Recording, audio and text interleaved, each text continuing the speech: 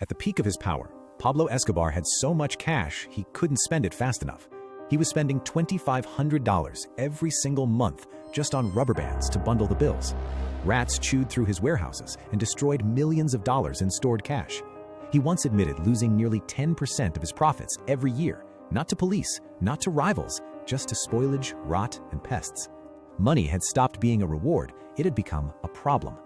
This is the story of Pablo Escobar, not the Narcos version, not the Netflix version, the financial version. The part that explains how one man from a dirt-poor Colombian village built the most profitable criminal enterprise in human history, and then spent almost as much energy hiding the money as making it. This is the story of the greatest money laundering machine ever built. And the terrifying part? Most of it was hiding in plain sight. Rio Negro, Colombia, December 1st, 1949. A baby born into poverty in a small farming village on the outskirts of Medellin. His father, a peasant farmer, his mother, a school teacher. Pablo Emilio Escobar Gaviria grew up as the third of 7 children in a home that could barely afford to keep him in school. He was forced to drop out because his family couldn't pay for his education. That was the first door that closed. He decided to kick every other one open. His first hustle? Stealing gravestones from cemeteries. He and his brother would sand off the engraved names and resell them as brand new tombstones. Think about that for a moment. Before he had a single dollar to his name, this teenager had already understood the core principle that would define his entire career. Take something that belongs to someone else, erase the evidence, sell it as something clean. That's not just crime, that's money laundering. And he was doing it at 16. From gravestones, he moved to fake diplomas, then stolen cars, then smuggling, stereo equipment, cigarettes, anything that could cross a border and be sold on the other side. In 1975, a major Medellin drug lord named Fabio Restrepo was murdered. The investigation pointed immediately to Escobar. He had ordered the killing himself, not out of personal hatred, but strategic calculation. Restrepo had something Escobar wanted, a cocaine operation. The first time Escobar was arrested for drug trafficking, he simply had the arresting officers killed. The case was dropped. That was the moment Pablo Escobar understood something most criminals never grasp. The problem isn't crime. The problem is consequences, and consequences can be bought. By 1976, alongside the Ocho brothers and Carlos Leather, he founded the Medellin Cartel, a group of men who looked at the most dangerous, illegal, and lucrative product on earth and decided to build a corporation around it. To understand the money, you first have to understand the scale. In the early 1980s, the United States had developed a cocaine addiction that its own government didn't fully understand yet. Cocaine was everywhere, in Hollywood, in banking, in law firms, recording studios, sports teams. The 1980s American dream came with a white line, and nobody was asking where it came from. Escobar saw the demand. He industrialized the supply. He built coca paste supply chains running through Bolivia and Peru, buying raw material cheaply from farmers who had no other viable crop. He built jungle labs hidden so deep in Colombian rainforest that the only way in was by helicopter. He innovated constantly. One of his signature smuggling methods, hiding cocaine inside the tires of aircraft. Pilots could earn as much as $500,000 per single flight.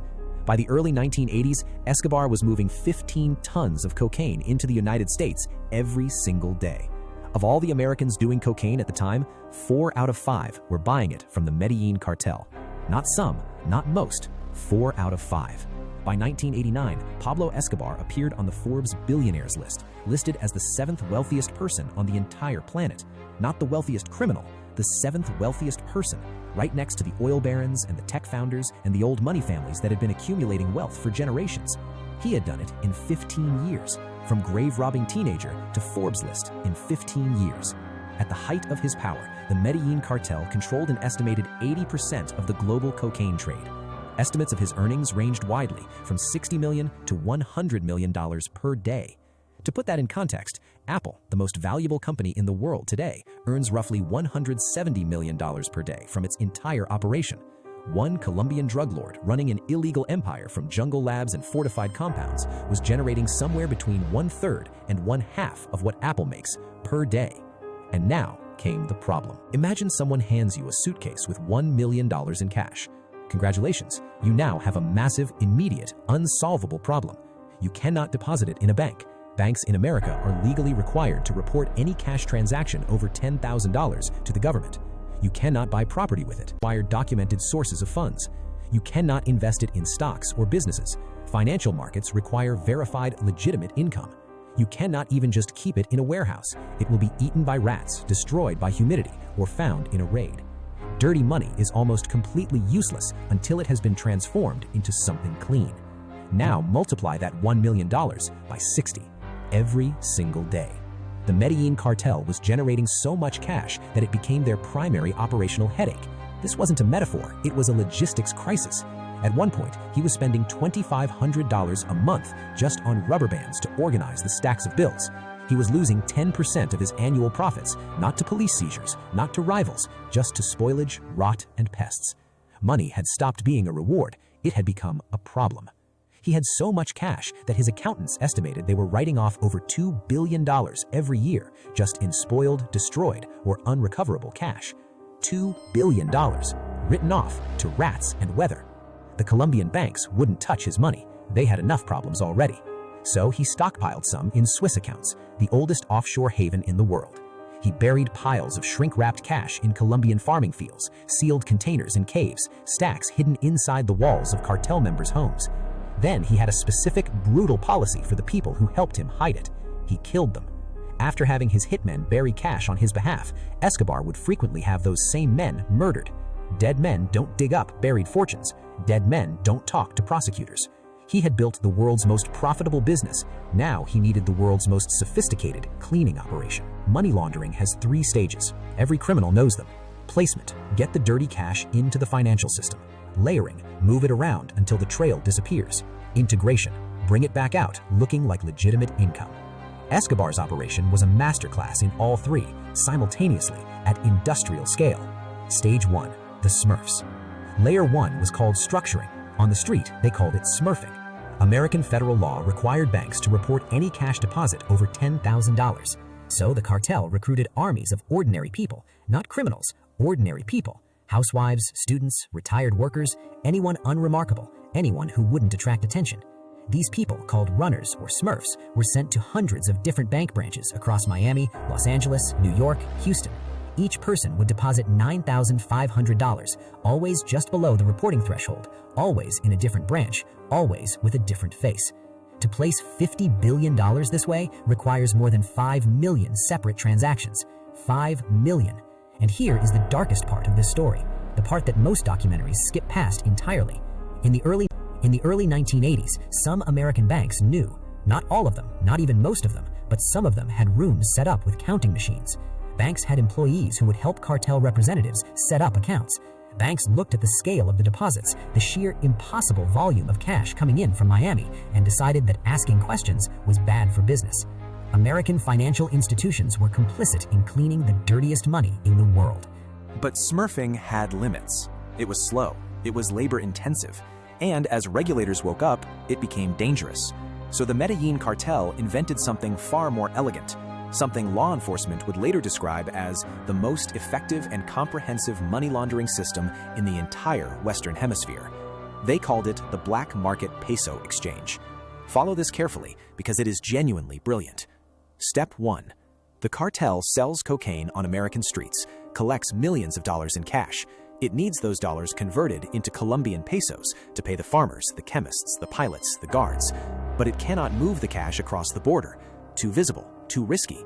So the cartel finds a money broker, a middleman usually based in Colombia. The cartel sells its American dollars to this broker at a significant discount, sometimes 40% below the official exchange rate. The cartel takes the loss. That discount is the price of invisibility. Step 2. The broker now holds a large pool of American dollars. He sells those dollars to Colombian importers, legitimate business owners who need U.S. currency to buy American goods. The importers use the dollars to purchase products from completely legitimate American companies: electronics, appliances, auto parts, computers, refrigerators, even perfume. Ordinary American businesses selling ordinary products to what appeared to be ordinary Colombian buyers. None of these American companies knew they were fueling the most powerful drug cartel in history. They were just making sales. Step 3. The Colombian importer sells those goods at home, pays the broker back in pesos. The pesos flow to the cartel. The cartel has been paid in its own currency. The drug dollars never left America. The whole chain looks like normal international trade. No border crossing, no suspicious cash, no trail, no crime visible anywhere in the chain. This system, the Black Market Peso Exchange, launders an estimated $5 billion of drug money every single year. It is, according to the U.S. Customs Commissioner's own testimony, the ultimate nexus between crime and commerce. And here is what should keep you awake at night. This system still runs today. The Medellin cartel is gone. The mechanism is not. The Mexican cartel studied Escobar's financial architecture and built their own version. It was still being prosecuted in American courts as recently as 2025. Escobar didn't just build a drug empire, he built a financial innovation, and it outlived him by decades. But the Smurf networks and the peso exchanges handled the bulk cash problem. Escobar still needed above-ground assets, visible wealth, legitimate-looking income, something he could point to when someone asked, "Where did all this come from?" So he built an empire. He established chains of front businesses, car dealerships, construction companies, agricultural ventures, nightclubs, all showing in rates, more than 1,000 police officers. In November 1989, Escobar had a bomb planted on Avianca Flight 203, a domestic passenger flight, as part of an assassination attempt against presidential candidate Cesar Gaviria. Gaviria changed his travel plans at the last minute. He was not on the plane. 107 passengers and crew were. All 107 died when the plane exploded over the town of Soacha, outside Bogota. Debris and dismembered bodies scattered across the countryside. Gaviria went on to win the presidential election. His first act as president was to launch an all-out war against Escobar. By the early 1990s, the situation in Colombia was unlike anything a modern democratic country had experienced. A private citizen, one man, had declared war on a government, and he was winning. By 1991, with pressure closing in from the Colombian government, the DEA, and his own rivals, Escobar made a deal that stands as one of the most extraordinary moments in criminal history. He would surrender to the Colombian government. He would serve time in prison. In exchange, no extradition to the United States. The Colombian government, desperate to end the violence, agreed on one additional condition that Escobar quietly insisted on. He would build his own prison. The facility was called La Catedral, nestled in the mountains above Envigado, looking out over all of Medellin. The facility featured a soccer field, a bar, a jacuzzi, a casino, a sauna, a Valentine-style suite, and a custom rotating bed. All security was chosen by Escobar himself, not to keep him in, but to protect him from his enemies. From inside his prison, while technically incarcerated, he continued running the cartel. He received over 300 unauthorized visitors. He hosted parties. He conducted business meetings. The drug operation never stopped.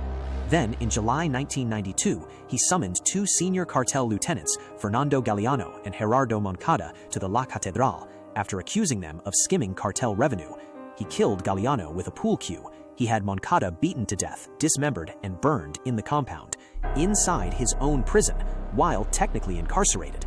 His widows went to the press. The government, humiliated, ordered Escobar transferred to a real facility. On the day of the transfer, Escobar simply walked out. He had built a deliberate weakness into the outer wall during the original construction, a section mortared with soft concrete that could be kicked open from the inside. The most wanted man in the world had just walked out of a prison he built for himself, through a wall he had deliberately designed to fail. Colombia was humiliated on the world stage. They turned to the United States for help. The manhunt that followed would last 16 months. December 2nd, 1993, one day after his 44th birthday, Colombian security forces, working with DEA intelligence, tracked Escobar to a middle-class house in a Medellin suburb. A gunfight followed. Pablo Escobar was shot dead. The official story says he was killed by police. A competing theory, and one that his own son has supported, is that Escobar shot himself rather than be taken alive. The man who had terrorized a country for 2 decades died on a rooftop, barefoot, in a bathrobe. 25,000 people attended his funeral. But the money? In total, an estimated $500 billion was hidden across Colombia, buried in fields, sealed in walls, locked in offshore accounts, under names that died with him. There is no map, no master list. The people who knew where it was buried had mostly been killed by Escobar himself. Treasure hunters, soldiers, ordinary Colombians, they have been searching for 3 decades. Bills are still being found today, rotted, mostly useless, but still appearing. His financial architecture, the Black Market Peso Exchange, the front business networks, the offshore shell companies, all of it survived him. The Cali cartel, which had helped fund the manhunt against Escobar, inherited his market. The Mexican cartels studied his methods and refined them. The HSBC banking scandal of 2012 revealed that a major American institution had been complicit in laundering hundreds of millions in Mexican cartel money, using financial techniques that traced a direct lineage back to the Medellin system of the 1980s. In 2019, Netflix's Narcos was the most streamed non-English show in the world. His former estate, Hacienda Nápoles, became a theme park and tourist destination. The 4 hippos he kept in his private zoo multiplied over 30 years to over 150 animals, now roaming the Colombian countryside, the most surreal and permanent legacy of the world's most profitable criminal.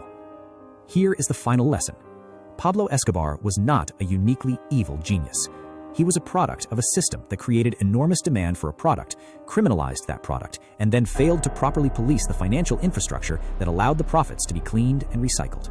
The cocaine trade required users, producers, and transporters, but it also required banks, brokers, real estate agents, lawyers, politicians, and ordinary businesses. The machine ran because the machine was useful to too many people for anyone to truly want it stopped. Escobar died. The machine didn't. That's not a story about one man. That's a story about how money works. And maybe that's the most uncomfortable truth of all.